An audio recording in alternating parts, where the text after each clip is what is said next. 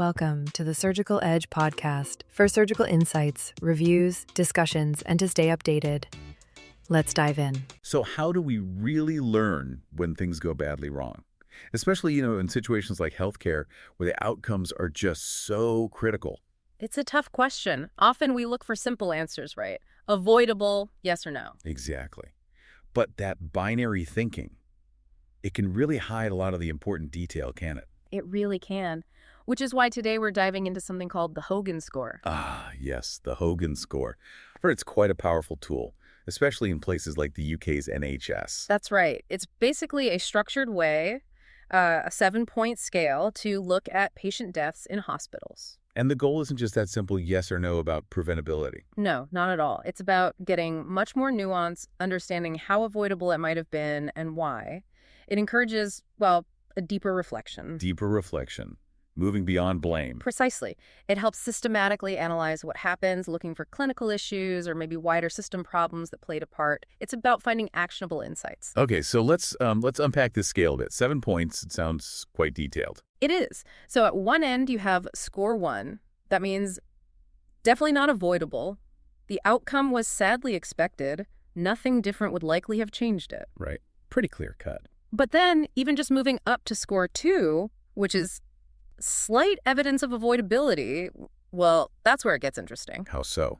Slight evidence doesn't sound like much. Well, maybe the death itself was still very unlikely to be prevented, but the score flags some imperfection in care, however small. Ah, I see. So even minor things get noted. Exactly. And identifying those minor things can point to system weaknesses that might, cause bigger problems down the line if they aren't addressed. It's proactive. Okay, makes sense. What about the middle ground, like a score 4? So score 4 is possibly avoidable, more likely than not.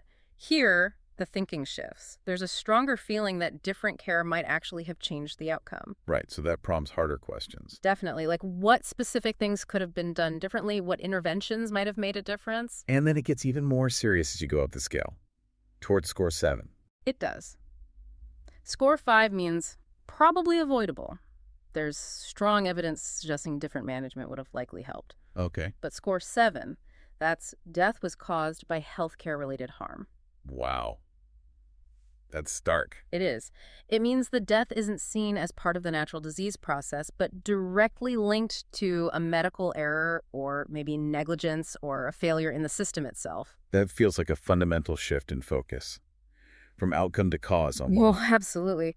And that score 7, it really forces a hard look at accountability and system issues. It's often used within what's called a structured judgment review. A structured judgment review. What's that involve? It's essentially a deep dive, a systematic clinical audit after a death. A team looks at the patient records, the whole care journey. To piece together exactly what happened. Yes, and identify precisely where improvements are needed. The Hogan Score is a key part of that structured assessment. So you get this really detailed, nuanced picture for individual cases. But how does that translate into, bigger changes across a hospital or whole system? Great question.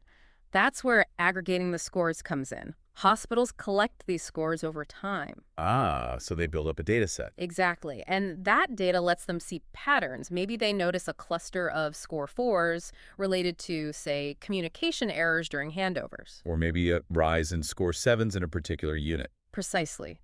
This aggregate view moves beyond individual incidents to highlight systemic vulnerabilities. It gives them solid evidence. Evidence they can then use to prioritize changes. Yes, evidence-based improvements. It might trigger new protocols or more training or investment in specific areas across the organization.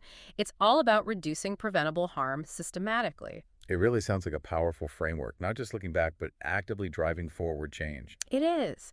That graduated scale really supports thoughtful, evidence-based reflection. It feeds directly into hospital governance, aiming to cut down preventable deaths. And fostering that culture of learning and safety, which is so vital. Absolutely crucial. So it makes you think, where else in life could we benefit from moving away from simple yes-no judgments? Think about it. Applying a more nuanced, multi-point assessment like this, how could that change how you understand, learn from, and maybe improve other complex situations you encounter? Thank you for listening to the Surgical Edge podcast.